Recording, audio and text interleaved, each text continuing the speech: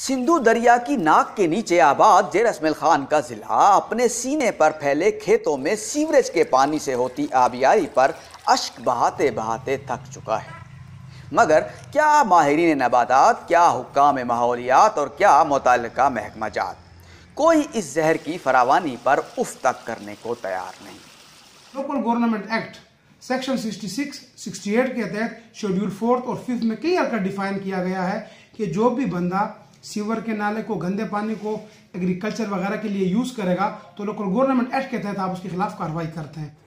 دیدہ دلیری دیکھیے کہ فضلے کو بہترین کھاد اور تیزاب زدہ پانی کو بہترین فصل کی ضمانت بھی قرار دیا جاتا ہے، اور نجس جانوروں پر مٹن و بیف اور حرام پرندوں پر چکن و تیتر و بٹیر کا ٹیگ لگا کر فروخت کرتا معاشرہ سبزیوں میں نجس و غلیظ پانیوں کے زہریلے کیمیکلز کی ملاوٹ تک کی منزل کو پہنچ چکا ہے۔ ایسی سبزیاں یہ بلو اسٹینڈرڈ ہیں اور اس سے جو بیماریاں پیدا ہو رہی ہیں اس میں سب سے زیادہ گیسٹرونٹرائٹس ہے، یعنی معدے کی بیماری،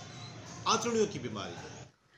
تیزی سے ہوتی فصل اور ظاہراً صحت مند نظر آتی سبزیوں کو کمال رغبت سے خرید کرتے، چاہ سے پکاتے اور مزے لے لے کر کھاتے عام شہری بھلا کیا جانے کہ گدھے کے گوشت اور کووں کے روس سے بچنے کی ان کی یہ حکمت عملی نہ صرف ان کی رگوں میں موذی امراض کے جرثومے چھوڑ رہی ہے، بلکہ وہ انہی فاسد مادوں کو اپنے جسم میں انڈیل رہے ہیں کہ جن کی زہریلی تاثیر ان مادوں کے جسم سے اخراج کا سبب بنی تھی۔